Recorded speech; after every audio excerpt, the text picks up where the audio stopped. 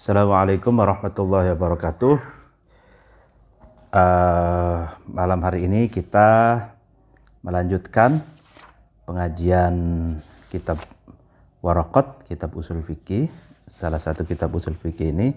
Sebelumnya mari kita membaca Al-Fatihah ila hadratin Nabil Mustafa Muhammad Rasulullah sallallahu alaihi wasallam ala alihi wa ashabihi wa man tabi'ahum bi ihsanin ila yaumiddin wa ila hadratin jami'il ulama'il amilin wal awliya'i was suhada'i was salihin wabil khusus muallif hadal kitab Waraqat al-Imam al-Juwaini wa syarh Waraqat Imam Jalaluddin al-Mahalli wa syarh Waraqat Imam ad-Dimyati wa Syekh Ahmad Abdul Latif Al-Minqabawi. Fatihah. A'udzubillahi minasyaitonir rajim. Bismillahirrahmanirrahim. Alhamdulillahirabbil alamin arrahmanir rahim maliki yaumiddin. Iyyaka na'budu wa iyyaka nasta'in. Ihdinas siratal mustaqim.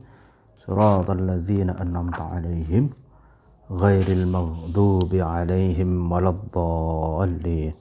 Amin. Bismillahirrahmanirrahim. Pada pengajian kali ini kita sampai pada pembahasan majaz. Sebelumnya kita menjelaskan tentang haqiqah, ya kan? Jadi di haqiqah baru kemudian majaz. Haqiqah itu kalau kita flashback sedikit adalah kalam atau kalimat yang digunakan kan, pada makna asalnya atau makna generiknya. Kalam yang digunakan dalam makna aslinya, ya, kata yang digunakan sesuai dengan makna aslinya, di mana kata itu diciptakan gitu. Nah, sedangkan sebagian ulama yang lain mengatakan bahwa hakikat itu kata yang digunakan pada makna yang dikonstruksi secara populer, yang dikonstruksi sebagai istilah dari kalangan komunitas pengguna bahasa gitu. Jadi hakikat itu ada dua pengertian yang berbeda, ya. Ini khilaf atau perbedaan cara pandang ulama usul fikih gitu ya. Nanti pengertian hakikat yang ada dua itu pun terjadi pada majaz gitu. Wal majazu ma tajuzu ayata'addi bihi an maudu'ihi. Nah, gitu kan. Wa hadha 'alal ma'nal awwal lil haqiqati. Yang dimaksud atau yang dimaksud dengan majaz adalah sesuatu yang melewati, ya kan? Ta'addi itu atau suatu kalam yang dalam hal pemaknaan itu sudah melewati dari makna asalnya gitu. Ini adalah makna yang pertama bagi definisi hakikat. Jadi definisi hakikat yang pertama, saya ulangi, adalah suatu kalam yang dalam pemaknaannya sudah melampaui makna asalnya, melampaui makna generiknya. Nah, itu namanya majaz. Tapi definisi ini adalah definisi pertama gitu. Nah, nanti dijelaskan. Wa 'ala tsani huwa ma ustu'mila fi ghairi ma ustuliha alaihi minal mukhatabah. Mukhatabah ini ay al-jamaah al-mukhatabah. Sedangkan makna atau definisi majaz yang kedua yaitu suatu kalam yang digunakan tidak pada makna yang telah dikonstruksi sebagai sebuah istilah dari golongan atau dari komunitas pengguna bahasa. Jadi makna yang kedua ini, majaz itu kalam atau kalimat atau kata yang digunakan pada selain makna yang telah populer dijadikan sebuah istilah, dijadikan sebuah konstruksi bahasa dari komunitas pengguna bahasa. Itu agak susah ya. Jadi makna yang pertama itu patokannya adalah makna asal. Jadi makna majaz itu atau definisi majaz adalah suatu kalam yang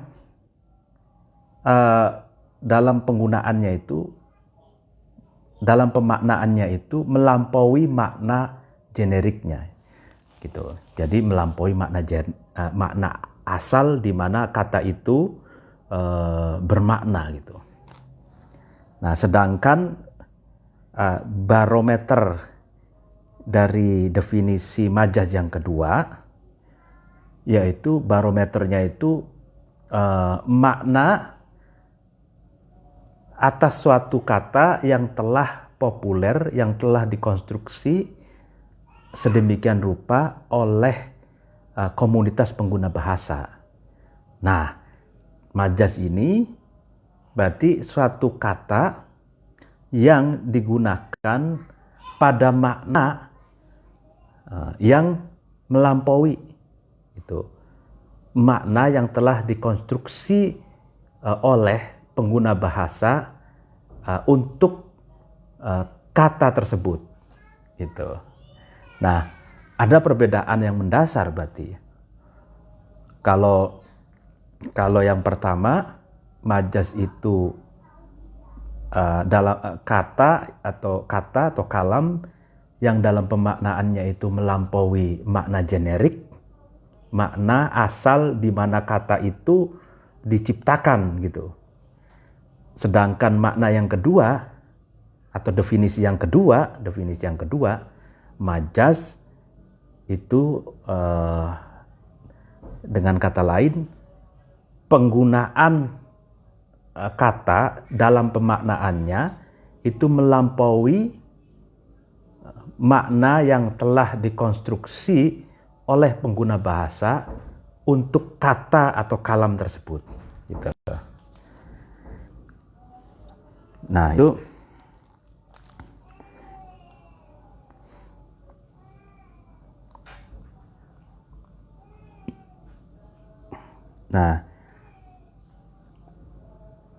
wal haqiqatu imma lughawiyah bi an wada'aha ahlul lughati kal asadi lil hayawani al muftaris. Itu contoh hakikat, ya kan, hakikat yang sudah dijelaskan kemarin. Bukan contoh hakikat. Hakikat itu ada kalanya hakikat yang lughawiyah, gitu, yang bangsa kebahasaan, gitu. Ini macam-macam hakikat. Jadi hakikat ada kalanya lughawiyah, linguistik sifatnya gitu. Digambarkan di sini, misalkan ahlul lughah, ahli bahasa atau komunitas ahli bahasa, pengguna bahasa, pemilik bahasa, misalkan itu meletakkan makna hakikat lughawiyah gitu terhadap satu kata-kata tertentu. Artinya hakikat yang sebangsa lughawiyah itu kata yang apa? Disematkan satu makna, ya kan? Di mana penyematan makna terhadap kata itu telah ditetapkan oleh ahlul lughahnya, telah ditetapkan oleh ahli bahasa atau pemilik bahasa atau komunitas bahasa itu. Kal asadi lil hayawan al muftaris. Contohnya asad gitu. Asad itu makna asalnya itu kan macan, ya kan? Makna asalnya macan. Tapi ahlul lughah itu,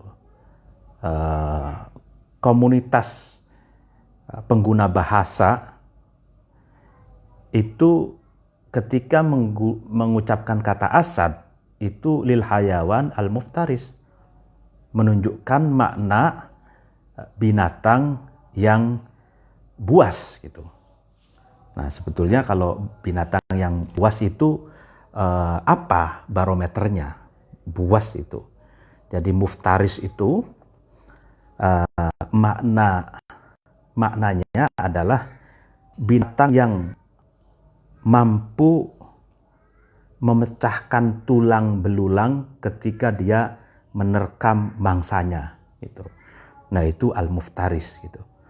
Jadi seringkali kita menerjemah tapi tanpa tahu penjelasannya. Misalkan hayawanun muftaris diterjemah binatang buas gitu saja.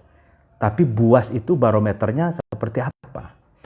Nah, buas itu adalah binatang yang ketika menerkam mangsanya, dia mampu memecahkan tulang belulang mangsanya itu. Nah, hayawan muftaris, pokoknya setiap hayawan muftaris itu adalah disebut dengan asad gitu. Nah, makna asalnya itu kan asad itu macan gitu kan. Makna asalnya. Tapi para pengguna bahasa itu mengatakan bahwa kata asad itu bagi binatang yang muftaris. Nah, berarti hayawan muftaris itu apakah hanya asad? Apakah hanya macan gitu? Kan tidak. Jadi setiap yang muftaris itu adalah asad gitu. Nah, ini pemaknaan terhadap kata asad secara hakiki lughawi itu ditetapkan oleh ahli lughah, ahli bahasa, pengguna bahasa gitu. Nah sehingga dikatakan di sini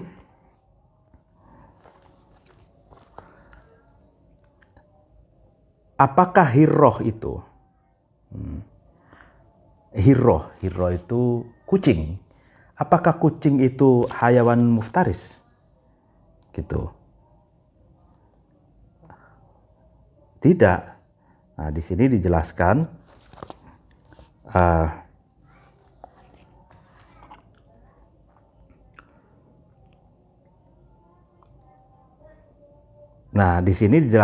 hayawan fayakunul murad bil muftaris al muftaris bil iftirasi at-tami. Gitu. Jadi yang dimaksud dengan hayawan al muftaris, nah di sini ditambahi al, wa yujabu bi anna al fil al muftaris li kamalil kamali.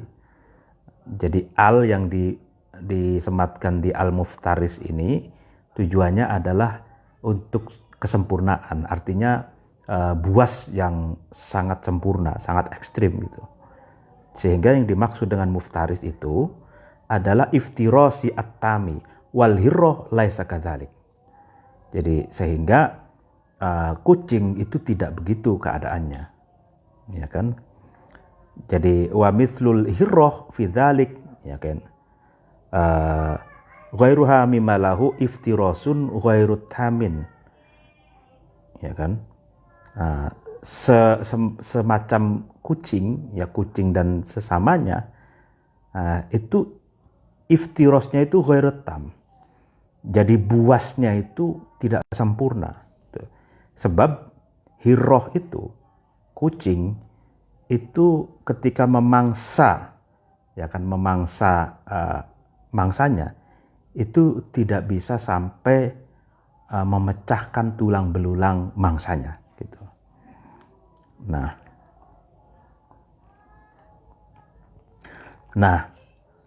lalu kemudian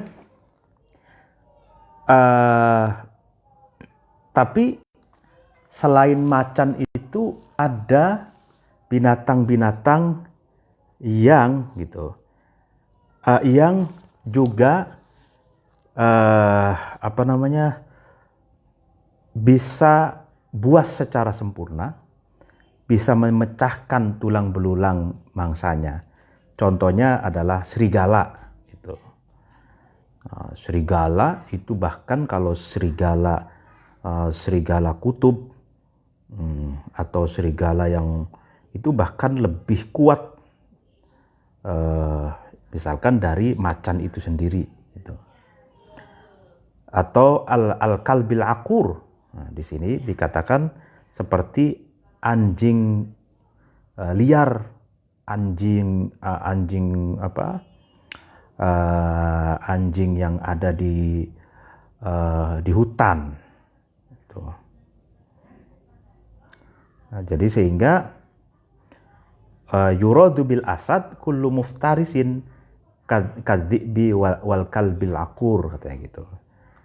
Gitu kan. Sehingga yang dimaksud dengan binatang yang buas itu selain macan itu ada, itu seperti serigala dan anjing yang galak. Itu kadang kalau anjing liar, anjing yang di hutan, di pegunungan gitu, itu ada yang besar gitu ya, lebih besar dari misalkan kambing gitu. Nah, itu juga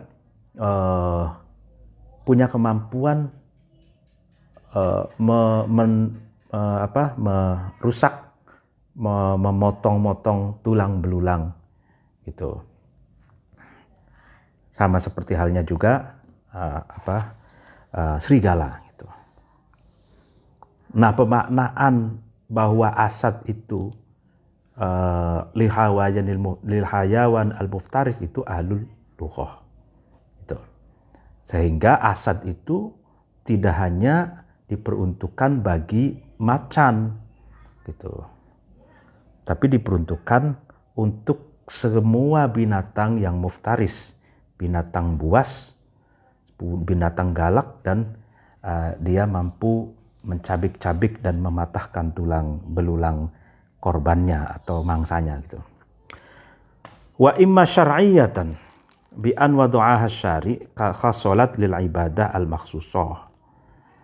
Ada kalanya juga kalam hakikat itu adalah hakikat syar'iyah. Artinya hakikat yaitu kalam itu diletakkan atau diciptakan oleh syari'. Syari' itu maksudnya adalah Allah gitu. Contohnya lafadz sholat. Sholat itu menunjukkan lil ibadah al-makhsusah, ibadah tertentu, yaitu wahya al-aqwalu wal af'alu al-muftatahatu bit-takbiri wal mukhtatamatu bit-taslim. Jadi kata sholat itu ditetapkan oleh syari', yaitu Allah, bagi satu makna tertentu, yaitu ibadah tertentu, yaitu berbagai ucapan dan perbuatan yang dimulai dengan takbir dan diakhiri dengan salam. Nah, ini makna hakikat gitu.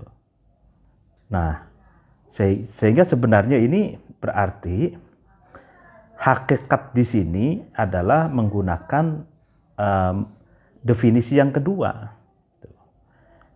Definisi yang kedua itu, makna hakikat itu adalah kalam yang dalam pemaknaannya itu menggunakan makna yang dikonstruksi oleh mukhotabah gitu. Mukhotabah itu ya pengguna bahasa atau komunitas bahasa. Nah, kalau lughawiyah ya berarti ahlul lughah, kalau syar'iyah berarti syari' itu. Mukhotabahnya itu ya syari'. Itu. Jadi salat itu makna hakikatnya adalah ibadah tertentu yang diawali dengan takbir dan diakhiri dengan salam. Itu sudah makna hakikat, bukan makna majazi lagi. Itu.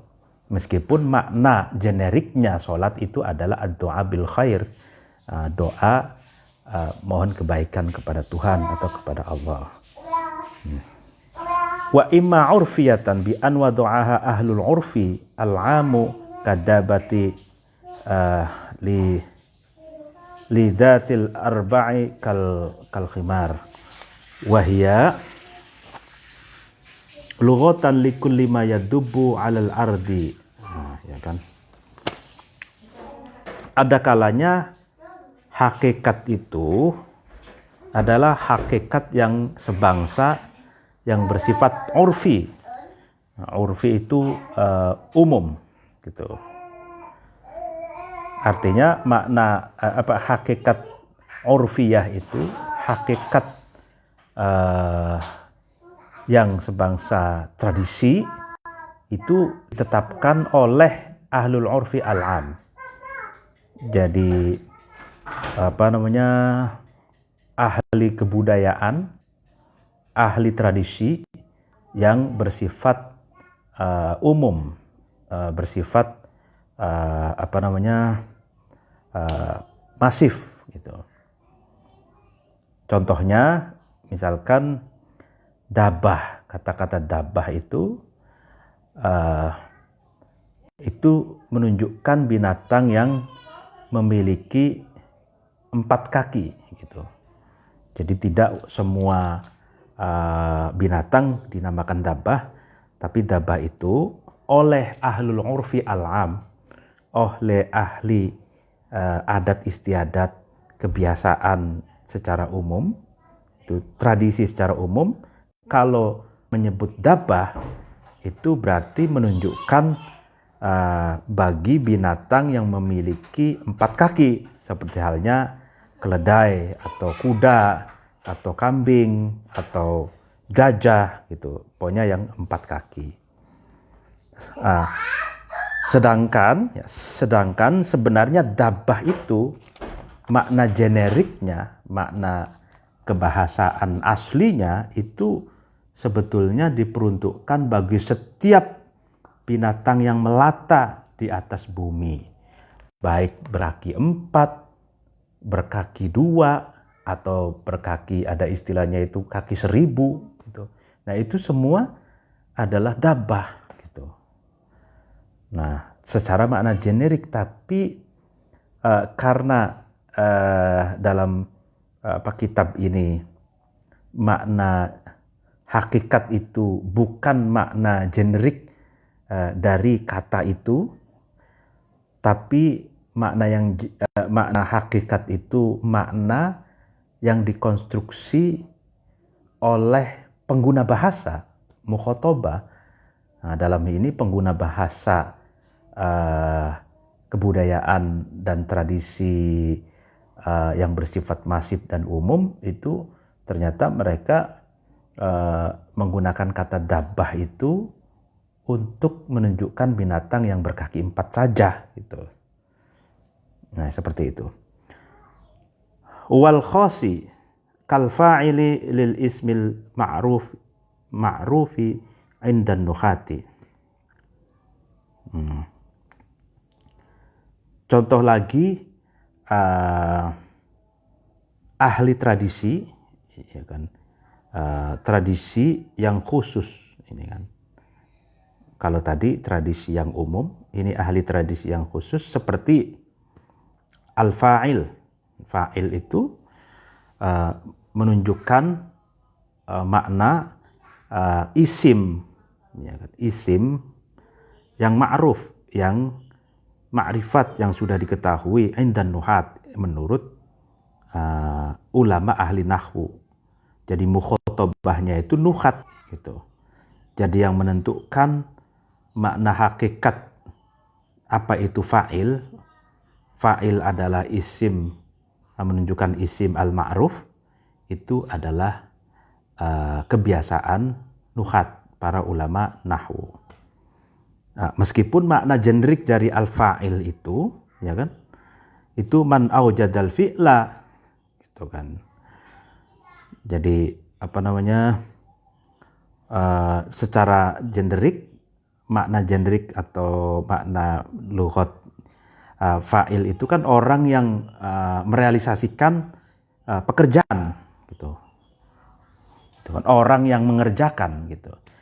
Tapi wastilahan al ismul ma'ruf marfu al madhkur qablahu fi'luhu. Wa yukhassu hadzal 'urf al khas bismil istilah. Nah, sedangkan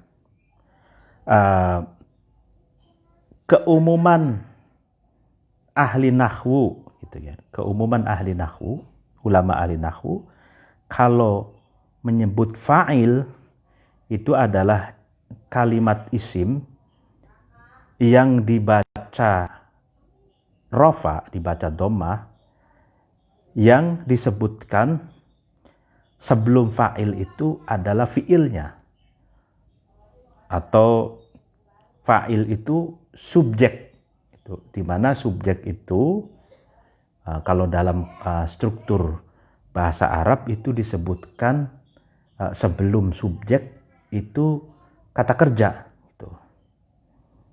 Jadi misal kata kerja misalkan doroba zaidun gitu, amron misalkan. Doroba ini kata kerja, zaidun ini fa'il. Nah, zaidun ini fa'il, isim yang dibaca dhammah, di mana sebelum zaidun ini yaitu doroba itu disebutkan fiilnya atau kata kerjanya yaitu doroba gitu. Nah, kalau ada istilah di dalam kitab nahwu itu kitab nahwu atau kitab bahasa linguistik, kata fa'il, maka kita harus mengartikannya sesuai dengan tradisi keilmuan nahwu atau linguistik atau gramatikal Arabik gitu. Keliru besar atau salah besar kalau misalkan fa'il di dalam kitab nahwu kita artikan man aujadal fi'la, orang yang mewujudkan atau merealisasikan pekerjaan gitu. Karena itu setiap disiplin ilmu Islam itu memiliki tradisi kebahasaannya sendiri gitu. Nah, ini urfi juga gitu. Di dalam memiliki istilah-istilah kunci sendiri gitu, yang memiliki makna sendiri yang berbeda, boleh jadi dengan makna asal, boleh jadi berbeda dengan disiplin ilmu yang lain gitu. Jadi kita mengenal misalkan disiplin ilmu fikih, disiplin ilmu tasawuf, disiplin ilmu bahasa, gramatikal Arab, nahwu shorof, usul fikih, qawaidah fikih, maqasidus syariah, tarikh dan lain sebagainya, itu memiliki istilah-istilah atau kata-kata kunci sendiri-sendiri yang memiliki makna tersendiri, yang pemaknaannya itu sudah dikonstruksi oleh tradisi kebahasaan dan di dalam tradisi disiplin ilmu masing-masing, seperti itu. Wa hadha taqsimu masya ala ta'rifi ats-tsani lil haqiqah duna al-awwal al-qasir ala al-lughawiyah. Nah, macam-macam jenis dari lughawiyah tadi itu ada macam-macam hakikat, ya, macam-macam hakikat, ya. Macam-macam hakikat itu ada hakikat lughawiyah, ada hakikat syar'iyah, ada hakikat urfiyah, itu berlaku untuk definisi hakikat yang kedua, ya kan, seperti bukan definisi hakikat yang pertama yang terbatas hanya diperuntukkan pada hakikat lughawiyah saja gitu. Jadi kalau ada dua definisi yang di atas itu, nah ini macam-macam hakikat itu ini menggunakan definisi yang kedua gitu. Karena definisi hakikat yang pertama itu hanya terbatas pada hakikat lughawiyah saja, hakikat yang dalam perspektif kebahasaan saja. Nah, kalau yang tadi itu kan ada perspektif uruf, ada perspektif syar'i gitu kan, ada perspektif lughawi gitu ya, lebih luas gitu. Sehingga pengarang Waraqat ini lebih memilih yang definisi yang kedua karena lebih luas gitu. Lalu kemudian, nah itu hakikat, ya.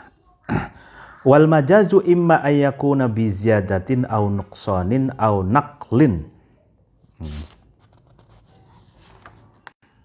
aw isti'aratin gitu. Jadi majaz sendiri itu ada kalanya majaz itu dengan cara penambahan gitu. Ya, nanti dijelaskan penambahan, ada penambahan huruf, ada penambahan kalimat gitu ya. Au nuqsanin atau pengurangan gitu. Atau pemindahan gitu.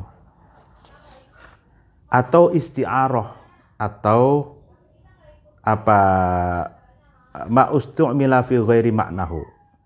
Artinya majaz isti'arah, kalimat yang digunakan bukan pada makna aslinya, tapi li'alaqatil musyabiha, karena ada hubungan keserupaan, keserasian dengan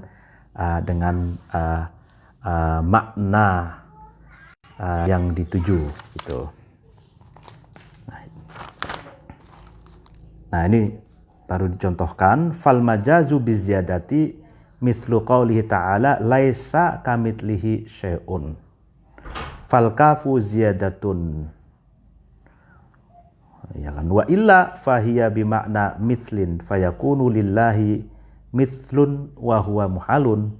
Nah, ya kan, wal qasdu bihadal kalami nafyuhu. Nah, ya kan. Jadi majaz ya kan? Contoh majaz dengan penambahan gitu ya. Biziyadah itu contohnya seperti firman Allah, laisa kamitslihi syai'un. Ini penambahan kaf yang di kamislihi ini. Itu kafnya kaf ziyadah, kaf tambahan sebagai majaz ya majaz ya, itu apa namanya ya, keindahan sastrawi di dalam Al-Quran, yaitu berupa majaz dengan ditambahin kafnya, itu kamitslihi syai'un, laisa kamitslihi syai'un. Kenapa dinamakan dikatakan kamitslihi syai'un itu sebagai kaf jaidah, kaf yang tambahan? Karena kalau tidak dikatakan kaf tambahan, maka kaf itu mengandung makna mislin, menyerupai gitu. Sedangkan bagi Allah maka kalau kaf itu bukan ziyadah tapi kaf itu mengandung makna mislin, maka bagi Allah itu ada serupanya, ada pepadan, ada penyerupanya, dan ini adalah muhal, gitu, mustahil. Jadi gini, laisa kamitslihi syai'un, ya kan? Nah, kafnya ziyadah, artinya tidak bermakna, tidak mengandung makna kafnya itu, tapi hanya keindahan bahasa sehingga dinamakan majaz. Kalau begitu maknanya laisa kamitslihi syai'un, tidak ada syai'un, sesuatu yang menyerupai Allah gitu. Laisa ora ono, ya kan, iku kamitslihi serupa nyerupai ing Allah ovo syai'un suwiji-wiji gitu. Jadi tidak ada sesuatu apapun yang menyerupai Allah gitu loh.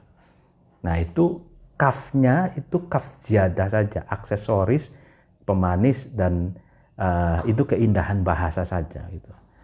Tapi kalau misalkan kafnya itu dimaknai gitu, difungsikan, kaf itu difungsikan gitu, dikasih makna mislun gitu, berarti kan laisa mislihi syai'un, berarti maknanya itu ya Allah memiliki keserupaan, atau sesuatu itu ada sesuatu yang menyerupai Allah. Laisa tidak ada, mislihi syai'un gitu, seperti sesuatu yang menyerupai serupa Allah gitu. Jadi berarti ada sesuatu yang menyerupai, maka maknanya itu kebalikannya gitu. Kalau laisa kamitslihi syai'un, kafnya itu hanya aksesoris ziyadah saja, maka maknanya itu tidak ada sesuatu apapun yang menyerupai Allah. Tapi kalau kafnya itu dimakna mislun, maka maknanya sekebalik, maknanya ada sesuatu yang menyerupai Allah. Nah, kalau pemaknaan ini muhal, mustahil, karena ada tanzih gitu, ada kita mengharuskan untuk mensucikan Allah dari apapun gitu, ya kan? Subhanallah, ya, mensucikan Allah dari keserupaan dengan makhluknya gitu. Nah, jadi itulah salah satu contoh majaz biziyadah gitu ya, majaz dengan cara menambah. Karena apa? Wal qasdu bihadal kalami nafyuhu, katanya. Maksud dari kalam Tuhan berupa laisa kamitslihi syai'un itu nafyuhu, nafi, negasi, menegasikan atau menafikan sesuatu apapun yang menyerupai Allah gitu loh. Nah, kalau misalkan tujuan awalnya adalah nafi gitu. Nah, kalau kafnya itu difungsikan sebagai bukan kaf ziyadah tapi kaf bermakna mislun, maka pada akhirnya nafinya itu batal dan menjadi isbat gitu. Menjadi isbat dalam menjadi afirmasi gitu, mengafirmasi bahwa ada sesuatu yang menyerupai Allah dan ini mustahil gitu. Nah, itu seperti itu. Nah, jadi bimaknal misal itu pada akhirnya adalah batlun gitu. Karena qasdu tujuan dari laisa kamitslihi syai'un adalah nafyuhu, menafikan keserupaan sesuatu terhadap Allah gitu. Makanya laisa kamitslihi syai'un ini sama seperti keyakinan orang Jawa dulu, itu istilahnya tan kenong kinoyo ngopo gitu ya. Artinya Tuhan itu tidak bisa diserupakan dengan apapun. Segala sesuatu yang ada di muka bumi ini tidak ada yang serupa dengan Allah. Bahkan imajinasi kita pun, ya kan, imajinasi kita pun, pikiran kita pun dalam mempersepsikan, dalam mengkonstruksikan diskursus tentang hakikat Allah itu tidak akan sama dengan hakikat Allah itu sendiri. Gitu. Jadi sehingga ada perbedaan dalam diskursus ya tentang Allah gitu ya. Akidah, ada akidah Asy'ariyah, Maturidiyah, lalu kemudian Mu'tazilah, Syiah dan lain sebagainya itu. Kalau melebar lagi ada Yahudi, ada Kristen, ada Hindu, Buddha dan lain sebagainya. Ini semua bicara tentang Allah. Tapi itu hanya dalam diskursus, hanya dalam pandangan masing-masing yang terbatas gitu. Yang pandangan itu sebetulnya hakikatnya tidak mampu mendefinisikan Allah sendiri. Jadi hakikat Allah sendiri itu akal manusia secerdas apapun tidak bisa mendefinisikan secara komprehensif, jamek manek, ta'rif atau definitif tentang hakikat Allah gitu. Nah, karena itu laisa kamitslihi syai'un gitu. Jadi kalau misalkan ada pemikiran yang sangat sesuai sekali dengan hakikat Allah. Nah, itu berarti kan ada menandakan ingin mengatakan bahwa Tuhan itu terbatas gitu. Karena pemikiran itu terbatas gitu. Sedangkan Tuhan itu, Allah itu maha tidak terbatas gitu. Ya. Wal majazu bin nuqsani ya mithlu qaulihi ta'ala was'alil qaryata ay ahlal qaryati wa quriba sidqu ta'rifil majazi ala ma dzukira bi annahu ustu'mila nafyu mithlil mithli fi nafyil mithli wa su'alil qarya fi su'ali ahliha. Nah ya, majaz yang kedua adalah majaz dengan pengurangan. Contohnya was'alil qaryata. Kalau was'alil qaryata kan, kalau makna aslinya tanyalah kalian kepada desa itu, kepada kota itu. Nah, ai ahlal qaryati, yang dimaksud di sini adalah ahlal qaryati. Jadi kata ahlanya ini nuksan, dikurangi. Itu dikurangi. Jadi ini bagian dari majas. Tanyalah ke desa itu. Maksudnya adalah tanyalah ke penduduk desa itu. Gitu kan. Nah, ini keindahan. Jadi contoh keindahan. Sama seperti ebit KAD itu, tanyalah pada rumput yang bergoyang gitu ya. Nah, rumput yang bergoyang. Atau ya banyak contohnya. Nah ini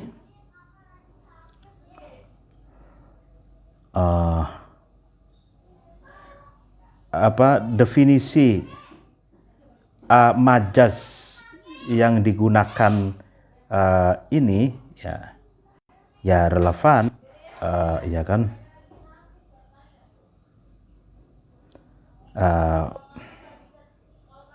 ya didekatkan atau mendekati kebenaran, ya kan.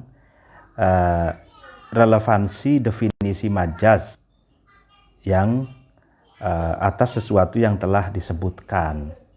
Artinya telah disebutkan itu bi annahu ustu'mila nafyu mithlil mithli fi nafyil mithli wa su'alil qarya fi su'ali ahliha. Jadi contohnya digunakan nafyu mithlil misli, menafikan kesamaannya kesamaan, ya kan? Di dalam apa namanya laisa kamitslihi syai'un tadi, atau digunakan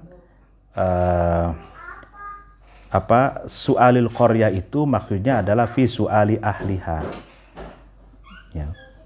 Yang kata-kata bertanya terhadap suatu desa itu mendapatkan mendekati kebenarannya ketika dimaknai su'ali ahliha itu. Was'alil ahlil qarya itu makna majazi yang mendekati kebenaran, maksudnya gitu. Sama seperti halnya laisa kamitslihi syai'un itu tetap dalam makna nafi gitu. Jadi bukan dalam makna kapnya itu misl gitu. Nah, seperti itu. Wal majazu bin naqli kal ghaiti fi ma yakhruju minal insan nuqila ilaihi min haqiqatihi wa hiyal makanul mutmi'inna tuqda fihi al hajatu bihaitsu la yutabadaru minhu urfan illal kharij. Majaz dengan cara nukil itu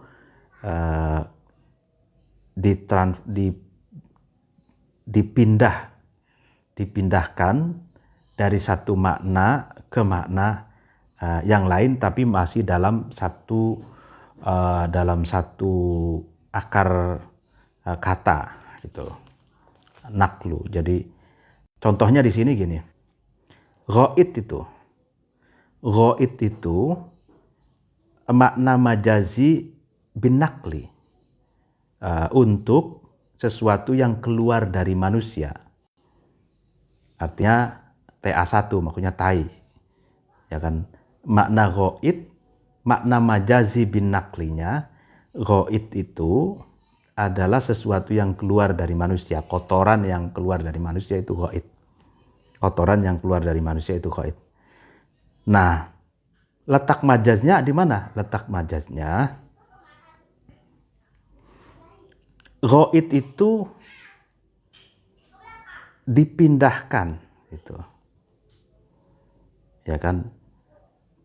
Pada makna fima yakhruju minal insan, ya kan, sesuatu yang keluar dari manusia dipindahkan dari mana? Dari hakikat makna aslinya, dari hakikat makna generiknya, yaitu apa? Yaitu tempat yang cekung yang digunakan untuk mendatangi hajat, gitu, ya kan? Karena kalau ghaid itu digunakan untuk makna aslinya, ya kan, secara uruf, secara kebiasaan, orang tidak cepat mudah memahami, orang tidak bisa memahami secara uruf, secara umum, kecuali al-kharij, sesuatu yang keluar dari manusia, yaitu kotoran manusia. Maksudnya gini, jadi ghaid itu makna aslinya itu WC, gitu loh. Makna aslinya itu WC. Jadi tempat yang cekung, kan, cekung dibuat untuk mendatangi hajat, itu qadil hajat, tuqdo fihil hajat, gitu kan. Nah, dari WC itu kan berarti kan tempat buang kotoran manusia, itu makna aslinya kok. Tapi orang Arab itu, pemilik bahasa, itu tidak bisa cepat memahami kalau ghaid itu diartikan WC, gitu. Mereka hanya bisa cepat memahami kalau ghaid itu dimaknai sebagai kotoran yang keluar dari manusia, gitu. Berarti kan ini ada naklul makna, gitu.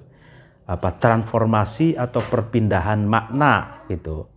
Yang tadinya ghaid itu adalah WC, tempat di mana manusia itu buang hajat, buang kotornya, itu dipindah ke makna kotoran yang dikeluarkan dari manusia itu sendiri, gitu. Gitu. Yaitu tai, gitu. Ya kan? Jadi maknanya yang tadinya WC itu dinaklu, ya, ditransformasi, dipindah maknanya ke kotoran yang dikeluarkan dari manusia, gitu. Nah, ini juga majaz, gitu, ya kan? Ya, ya, contoh misalkan tanyakan pada rumput yang bergoyang itu, ya, apa ebit kayak ade itu, ya, itu kan majaz juga kan. Nah, boleh jadi maksudnya rumput yang, nah ini contohnya di sini, wal majazu bil isti'arati kaqaulihi ta'ala jidaron yuridu ayyang kudo ayyaskutu fasyubiha mailuhu ila sukuti bi iradati sukut allati hiya min sifatil hayyi dunal jamad. Nah, ini majaz isti'arah, ya kan? Majaz isti'arah itu contohnya firman Allah, jidaron yuridu ayyang qada. Jadi tembok, gitu, dinding tembok itu ingin roboh, gitu. Ingin roboh, gitu. Artinya gugur, yaskutu, roboh atau jatuh, gitu ya. Mungkin karena temboknya itu sudah terlalu tua, tidak pernah direnovasi, jadi tembok itu ingin roboh, gitu. Nah, keinginan untuk roboh itu, untuk jatuh itu, ini kan diserupakan dengan keinginan jatuh, di mana keinginan jatuh itu sebetulnya adalah sifat al-hayyu, sifat bagi binatang yang hidup, bukan sesuatu yang jamad, bukan sesuatu yang apa namanya, yang keras, yang tak bernyawa gitu. Artinya gini, irodatus sukut itu kehendak untuk jatuh, kehendak untuk roboh, itu sebenarnya adalah sifatnya binatang yang hidup. Itu manusia karena capek akhirnya ingin jatuh, tubuh ini lemas gitu. Karena sedang puasa, berjalan kaki berkilo-kilo misalkan, terasa tubuh ini ingin sekali roboh gitu ya. Nah, ingin roboh itu sebenarnya kan sifat binatang hidup, makhluk hidup gitu. Manusia, misalkan kuda, karena kuda diajak sama majikannya berjalan jauh sehingga kelelahan, kuda itu ingin sekali roboh gitu.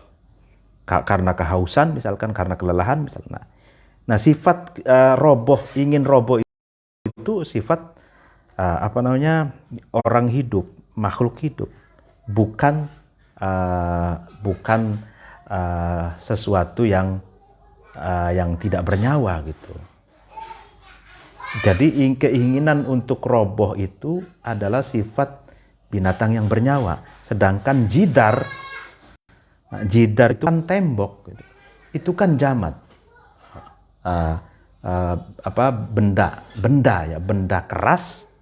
Benda keras yang tidak punya nyawa gitu.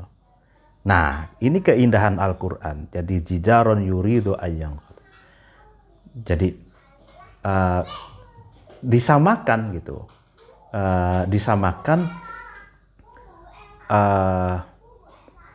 sifat binatang yang bernyawa itu disematkan maknanya pada sifat fisik yang tidak bernyawa, yang bersifat benda, sebagaimana tembok gitu.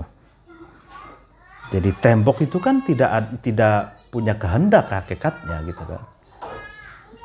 Ya, tidak punya kehendak hakikatnya. Yang punya kehendak untuk roboh itu bukanlah tembok, bukanlah benda yang padat, bukanlah benda yang tidak bernyawa, tapi kehendak roboh itu adalah binatang yang bernyawa. Nah ini loh pemaknaan gitu. Kehendak, seolah-olah tembok itu punya kehendak, seperti binatang yang punya nyawa itu bernyawa, yang punya insting itu yang punya nyawa. Nah ini namanya majaz isti'arah gitu.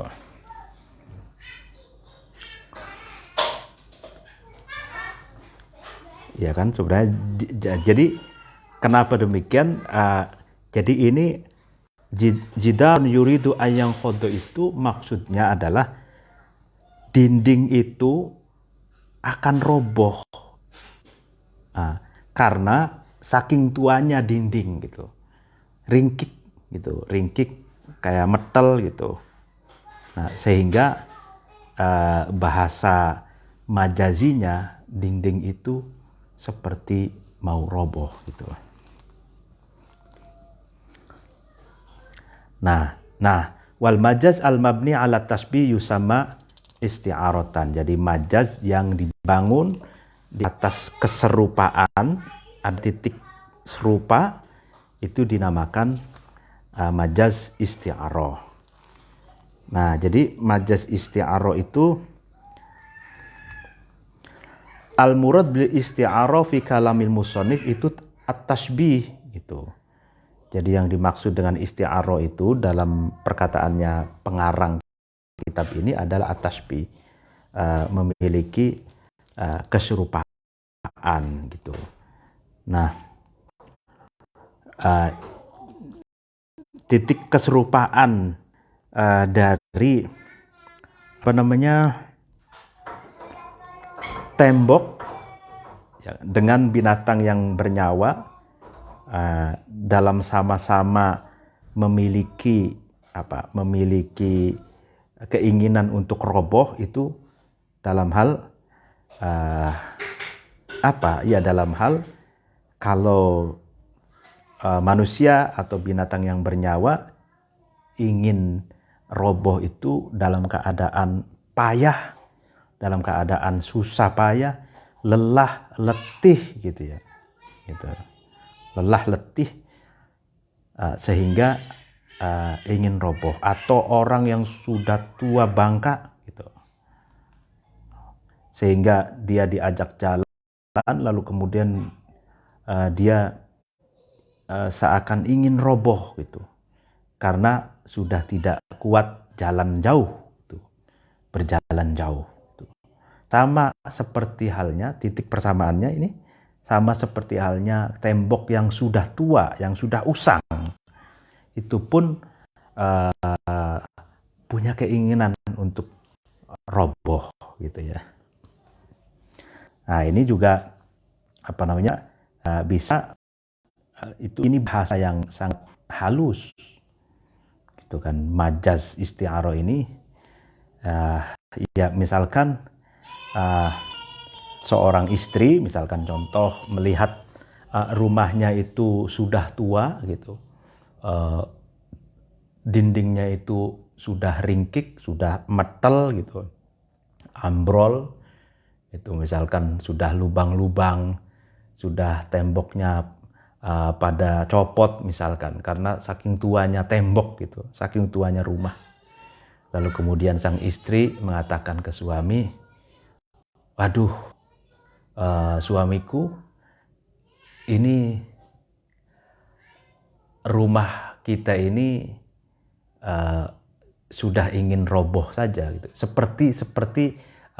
seperti mau roboh gitu. Nah ini kan contoh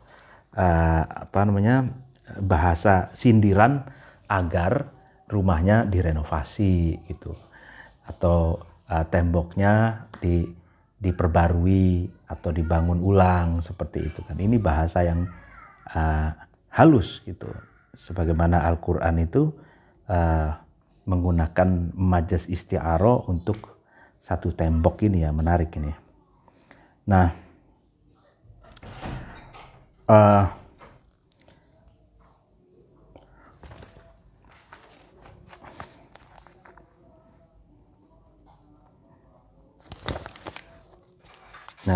majaz isti'arah ya. Oke. Itu panjang ya kalau dijelaskan majaz isti'arah itu. Intinya seperti itulah. Kalau kita mengenal dalam istilah majaz dalam pelajaran dalam pelajaran bahasa Indonesia ya, itu kan ada majaz hiperbola, personifikasi, ironi gitu kan, metafor gitu kan. Ya kan, kalau metafor itu kan perumpamaan gitu. Misalkan anta kal hajari atau anta samsun, anta badrun, anta nurun fawqan nur gitu ya. Ya kan, tola'al badru alaina min saniyatil wada gitu. Nah itu majaz, itu majaz gitu. Anta samsun itu kan kata-kata ke Nabi kita Muhammad. Engkau adalah rembulan. Anta samsun, engkau adalah matahari. Anta badrun, engkau adalah rembulan, bulan purnama gitu misalkan. Anta nur, engkau adalah cahaya, fauqan nur, di atas cahaya yang lain misalkan. Nah itu kan maksudnya adalah anta samsun, engkau bagaikan matahari gitu ya kan. Anta badrun, engkau bagaikan bulan purnama gitu. Nah ini kan ya majas isti'arah juga. Artinya anta samsun, engkau bagaikan matahari. Nah, kok kenapa Nabi Muhammad itu dimajaskan seperti matahari gitu? Nah, tasbihnya itu mana gitu? Keserupaannya itu di mananya gitu? Nabi Muhammad diperumpamakan seperti matahari atau rembulan di bulan purnama itu. Nah, tasbihnya itu keserupaannya itu dalam hal bahwa keberadaan Nabi Muhammad itu telah mencahayai, telah memberikan pencerahan, penerangan, itu sehingga diibaratkan itu minad dzulumati ilan nur. Dengan adanya Nabi Muhammad itu kaum jahiliyah itu bisa bertransformasi dari dark age, dari masa kegelapan menuju cahaya, menuju pencerahan atau golden age gitu, atau menuju masa keemasan. Nah, Nabi Muhammad itu memberi pencahayaan, memberi penjelasan yang bersifat mencerahkan gitu. Itu titik persamaannya dengan matahari. Matahari pun hadir di siang hari itu untuk memberi cahaya, pencerahan, memberi penerangan bagi alam semesta, sehingga umat manusia dan binatang yang melara di atas bumi ini dia bisa melihat gitu segala objek keindahan yang ada di muka bumi ini karena diterangi oleh matahari gitu. Atau di malam hari gitu, kalau rembulan di di bulan purnama itu sangat terang, sehingga terangnya itu bisa menerangi kegelapan malam gitu. Nah, sebagaimana Nabi Muhammad beliau bisa menerangi dan melawan dan mengusir kegelapan gitu. Nah, seperti itu majas ya.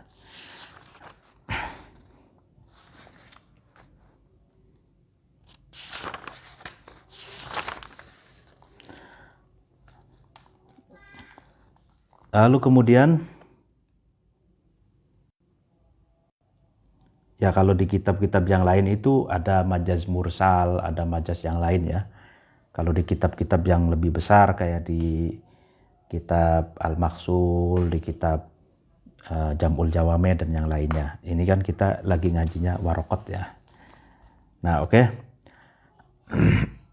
wal amru ya kan.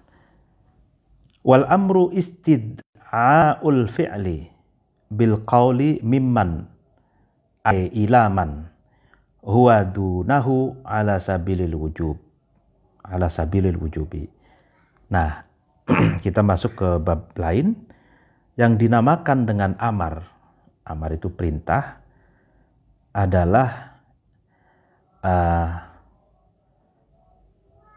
istid'aul fi'li,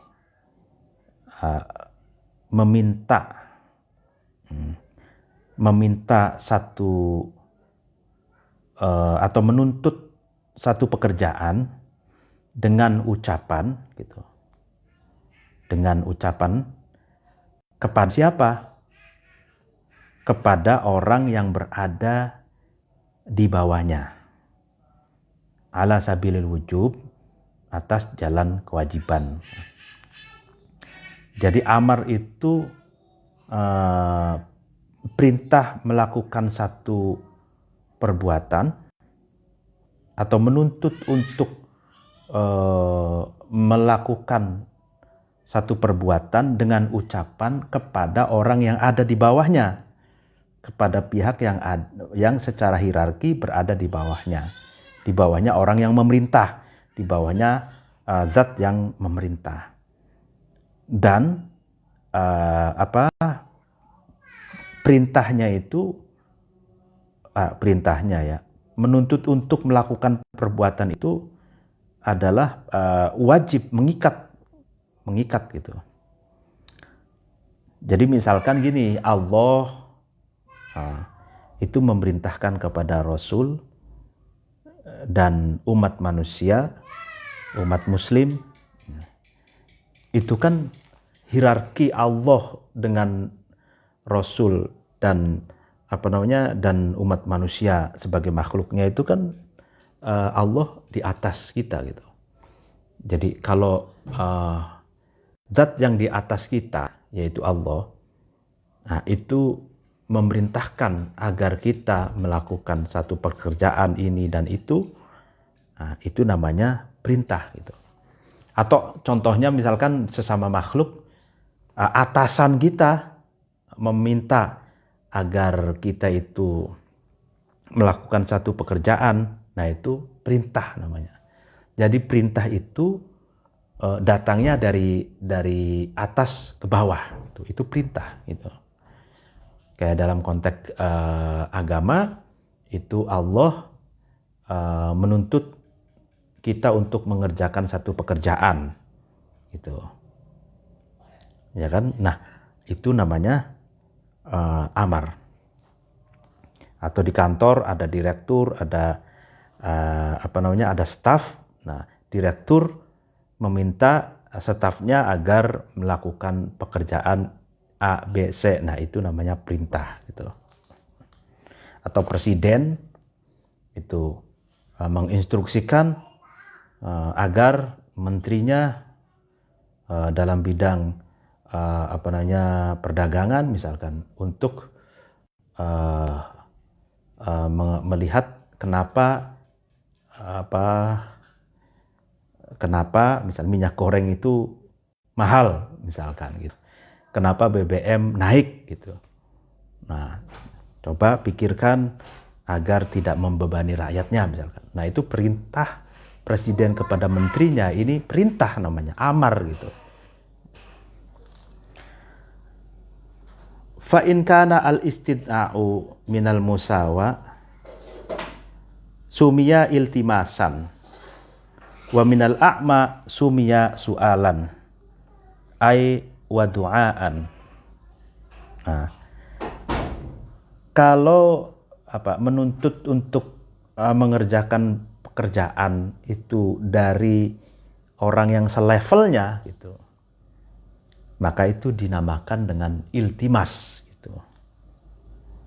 Jadi kalau kita sesama teman gitu ya, selevel gitu, lalu kemudian kita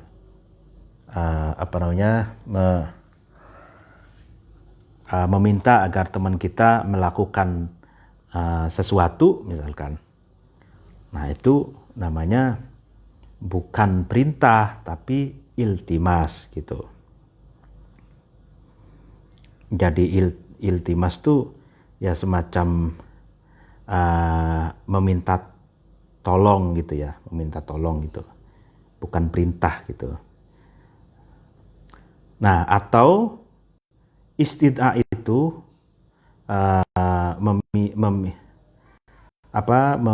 memohon agar seseorang itu melakukan sesuatu, tapi atau zat atau seseorang itu meminta seseorang itu atau zat itu melakukan sesuatu itu tapi dari bawah ke atas.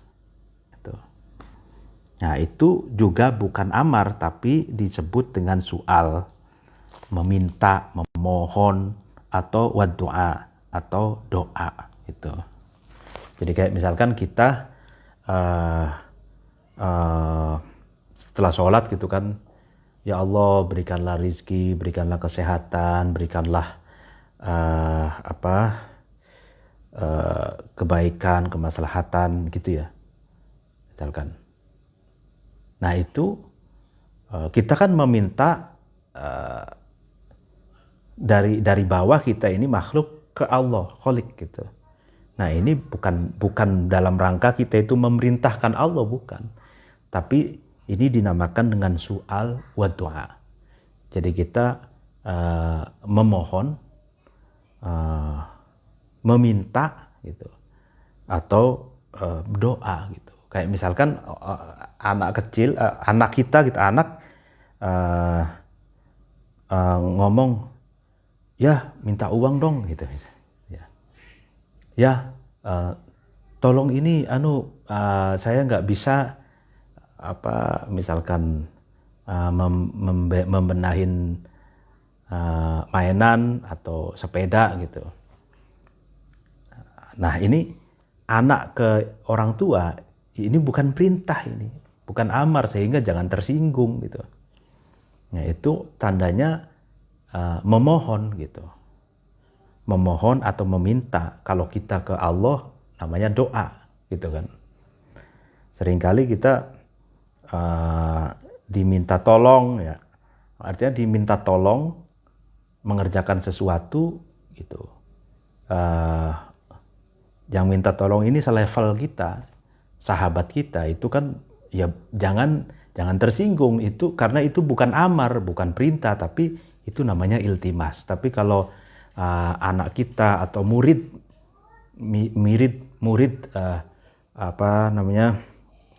meminta agar gurunya melakukan sesuatu misalkan.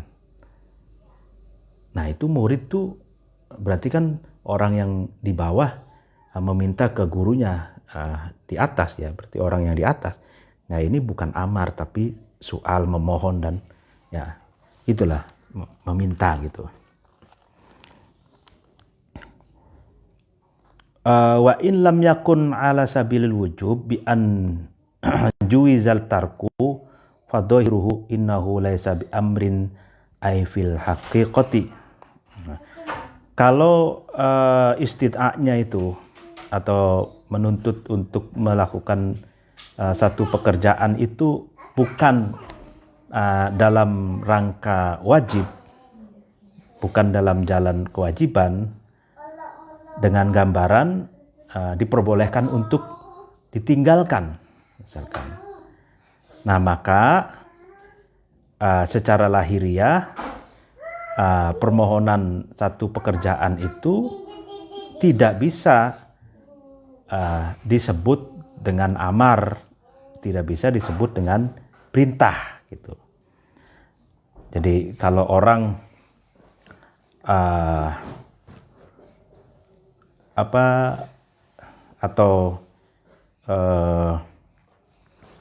Allah dan Rasulnya gitu kan, ada satu kalimat perintah gitu, tapi sebenarnya bukan tidak mengikat dan boleh ditinggalkan dan boleh dilakukan misalkan.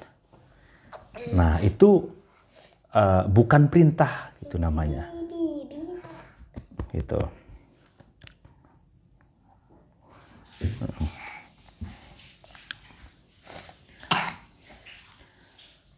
Jadi perintah itu intinya tiga. Yang pertama ada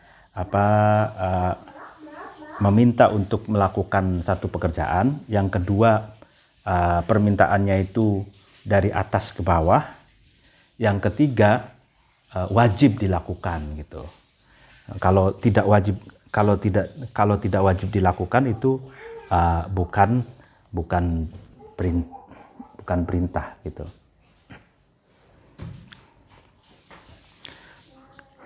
Wasighatu ad-dallatu alaihi if'al nahwa idrib wa akrim washrub wa hiya 'indal itlaq wa tajarrudi 'anil qarinati as-sadiqati 'an talabil fi'li tuhmalu alaihi ay 'alal wujub nahwa aqimus shalat illa ma dallad dalil ala annal murad minhu an-nadbu awil ibahatu fayuhmalu alaihi ay ala nadbi awil ibahati. Nah seghot itu ujaran yang menunjukkan pada amar perintah itu seperti segot if'al, lakukanlah. Contohnya idrib, if'il, idrib, pukullah kamu, pukullah gitu. Atau akrim, muliakanlah. Ya, misalkan fal yukrim jarohu fal yukrim daifahu, itu kan, itu kata perintah. Muliakanlah tetanggamu, muliakanlah tamumu. Nah, itu kata perintah. Wasrub, minumlah gitu. Misalkan kalau misalkan ada tamu kita, ya silahkan diminum gitu ya. Kalau misalkan di dalam Al-Quran itu kan kulu wasrobu wala tusrifu gitu. Minumlah, kulu makanlah kamu, wasrobu minumlah kamu, wala tusrifu, tapi jangan berlebihan. Nah, gitu kan. Nah, itu juga segot amar gitu. Nah, segot amar yang if'il ini itu disebut dengan amar ketika dalam pengertian mutlak. Mutlak itu tanpa ada catatan, tanpa ada batasan, dan murni dari tanda-tanda yang tanda-tanda itu bisa memalingkan dari tolabil amr, dari tuntutan suatu pekerjaan. Gitu. Nah, ya, maka itu diarahkan yang demikian itu if'il yang tanpa ada korenah yang bisa membelokkan dari tolabil fi'li itu diarahkan pada makna wajib. Contohnya aqimus sholah gitu ya. Ya, aqimus sholah. Kata-kata aqimus sholat, dirikanlah sholat. Itu secara mutlak itu amar yang wajib dilakukan karena di situ tidak ada korenah yang membelokkan kata aqimus sholat dari untuk tidak melakukan sholat gitu. Nah, kecuali ya kan if'il atau idrib, aqimus sholat dan lain sebagainya itu diarahkan pada makna wajib atau hukum wajib, kecuali ada sesuatu yang menunjukkan pada dalil, yang dimaksud dari dalil itu adalah hukum sunnah atau ibahah. Artinya kalau ada dalil, jadi amar itu, segot amar atau ujaran perintah itu secara mutlak lil wujub gitu. Itu mengandung perintah wajib dilakukan gitu. Kecuali ada dalil yang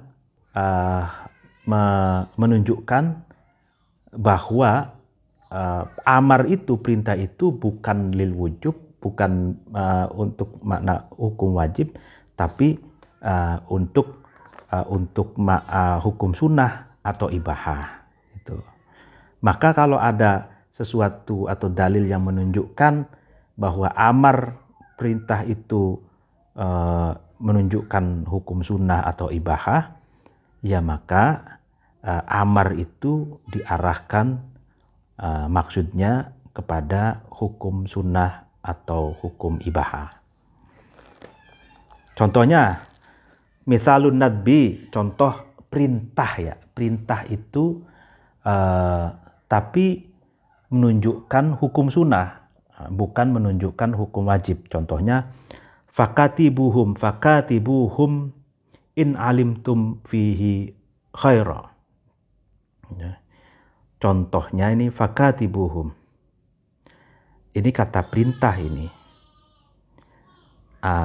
Akad kitabahlah kalian semua kepada budak-budak kalian ketika kalian tahu di dalamnya itu ada kemaslahatan, ada kebaikan. Nah, ini perintah Allah agar para majikan yang punya budak itu untuk melakukan akad kitabah terhadap budak-budaknya, karena di situ ada kebaikan. Kalau melihat di situ ada kebaikan, maksudnya kitabah itu gini, budak kitabiyah itu budak yang melakukan transaksi akad dengan majikannya atau dengan sayyidnya, dengan dengan majikannya. Misalkan dia disyaratkan oleh majikannya itu, kamu bisa bebas dengan cara kamu bayar ke saya misalkan 50 juta gitu, dengan cara ngangsur gitu. Nah, para sayyid-sayyid itu, para majikan-majikan yang punya budak itu diperintahkan di dalam ayat ini oleh Allah untuk melakukan akad kitabah terhadap budak-budaknya. Jadi diperintahkan untuk menjadikan budak-budaknya itu sebagai manusia merdeka, tidak menjadi budak lagi, tapi dengan cara akad kitabah. Jadi akad kitabah itu sayyidnya atau majikan itu mensyaratkan kepada budaknya agar budak itu mengangsur sejumlah nilai tertentu, misalkan 50 juta, silahkan diangsur. Kalau 50 juta sudah selesai, maka kamu menjadi manusia merdeka, tidak menjadi budak lagi. Nah, ini yang semacam ini diperintahkan oleh Allah. Gitu. Nah, diperintahkan oleh Allah kalau di situ ada kebaikan. Nah, ini saya ingin menjelaskan dua hal dalam konteks perintah Allah di sini. Yang pertama, di sini memang menurut para ulama usul fikih, perintah membebaskan budak menjadi manusia merdeka dengan cara akad kitabah ini, akad mengangsur gitu, mengangsur bayarnya itu, ini sunnah, ya kan? Sunnah gitu. Ya karena memang ijma'ul ulama menggunakannya ijma'ul ulama memang tidak ada kewajiban bagi sayyid, bagi majikan untuk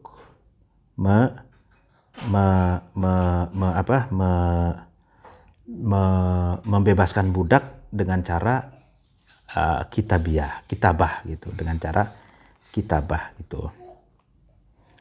Nah, dan ada qarinah itu in alimtum fihim khaira, itu ay amanat wa qadrah ala ada'i alil kitabah bitakassub hakadha fasaruhul imam asy-Syafi'i gitu. Jadi itu kalau memang budak itu kalau budak itu memiliki kemampuan untuk menghasilkan uang agar dia bisa mengangsurnya itu kan gitu. Kalau tidak ada uang ya kan berarti kan susah untuk merdeka. Dan ini ada qarinah yang menunjukkan bahwa fakatibuhum in alimtum fihim ini tidak wajib, akan tapi sunnah karena ada ijma ulama. Ini saya teruskan dulu.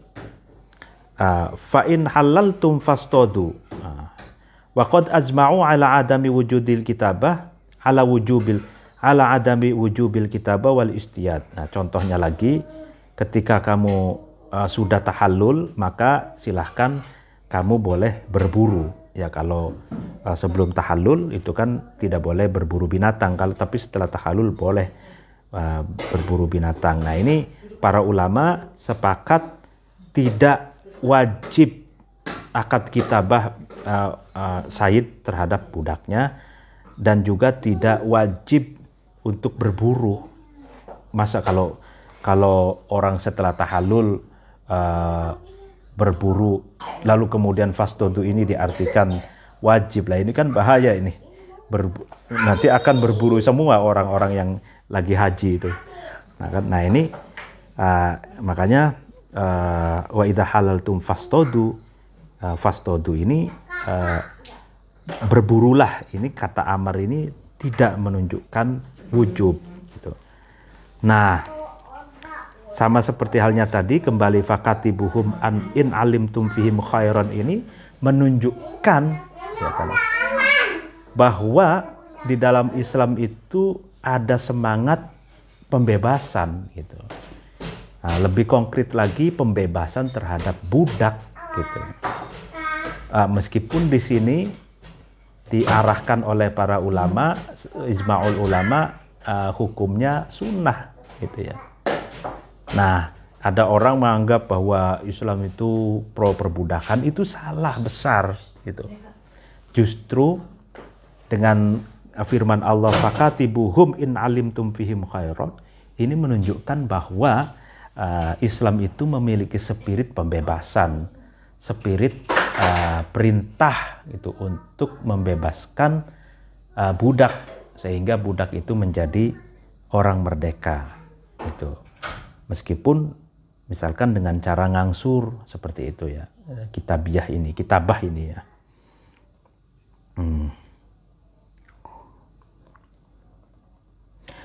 Wala yaqtadi at-tikrara 'ala as-sahihi li annama usida bihi min tahsilil ma'mur bihi yatahaqqaqu bil marratil wahidati wal aslu bara'atud dimmati mimma zada 'alaihi illa idza dallad dalilu 'ala qasdi tikrari fayu'malu bihi kal amri bis salatil khamsi wal amri bis shaumi ramadhana wa muqabilu sahih innahu yaqtadi tikrara.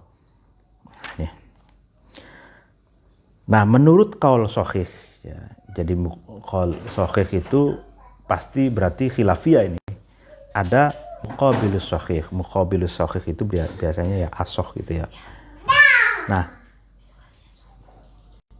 sebentar. Amar itu, perintah itu tidak mengharuskan untuk diulang-ulang perintahnya itu. Karena sesuatu yang dimaksudkan dalam perintah itu, yang penting sesuatu yang diperintahkan itu hasil, itu bisa wujud nyata, sekalipun dinyatakan dengan satu kali gitu. Karena apa? Aslinya itu satu kali pun itu sudah membebaskan tanggungan ya kan, dari sesuatu yang lebih dari satu kali, kecuali ada dalil yang mengharuskan, menunjukkan yang pada tujuan tikror, pengulang-ulangan, maka harus dilakukan tikror, harus dilakukan pengulang-ulangan, seperti perintah untuk melakukan sholat 5 waktu, yaitu kan harus pengulang-ulangan setiap waktu, setiap hari gitu ya. Atau perintah puasa Ramadan 30 hari atau 1 bulan. Nah, itu kan sedangkan muqabilul asoh, pendapat muqabilul asoh itu bahwa perintah itu harus mengharuskan untuk tikror, mengharuskan untuk diulang-ulang. Fayastau'ibu ya, istau'aba yastau'ibu al-ma'mura bil matlubi ma yumkinuhu min zamanil umri haitsu la bayana li amadil ma'muri bihi li intifa'i marjuhin ba'dahu ala ba'din.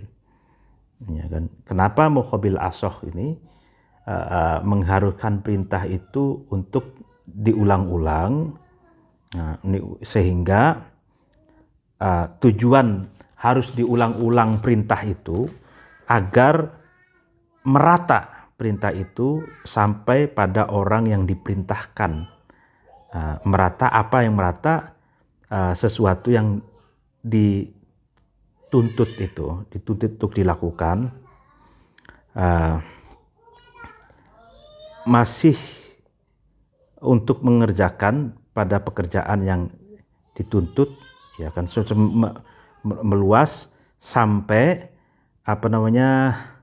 sepanjang hayat gitu ya. Artinya perintah itu harus diulang-ulang terus sampai merata sepanjang masa dan tersebar pada semua orang yang diperintahkan gitu. Ya kan? Haitsula bayana li amadil ma'mur bihi, dengan segalanya tidak ada penjelasan untuk kelangsungan ma'mur bih, ya, sesuatu yang diperintahkan, karena ya tidak ada sesuatu yang mengunggulkan sebagian atas sebagian yang lain. Ya, intinya kalau prinsip qaul shahih itu, perintah itu tidak harus tikror, tidak harus diulang-ulang, karena satu kali perintah saja itu sudah bara'atud dhimmah, artinya sudah bebas tanggungan, kecuali ada dalil yang mengharuskan perintah itu dilakukan secara berulang-ulang gitu. Nah, kalau muqabil shahih itu harus berulang-ulang agar perintah itu meluas gitu sampai pada orang-orang yang diperintahkan gitu. Ya kan, kalau meluas itu kan butuh waktu. Nah, kalau butuh waktu berarti butuh ada pengulang-ulangan perintah sebagai mengingatkan kepada semua orang yang diperintahkan. Demikian, mohon maaf apabila ada kekurangan dan kesalahan. Wallahu muwaffiq ila aqwamit thoriq. Wassalamualaikum warahmatullahi wabarakatuh.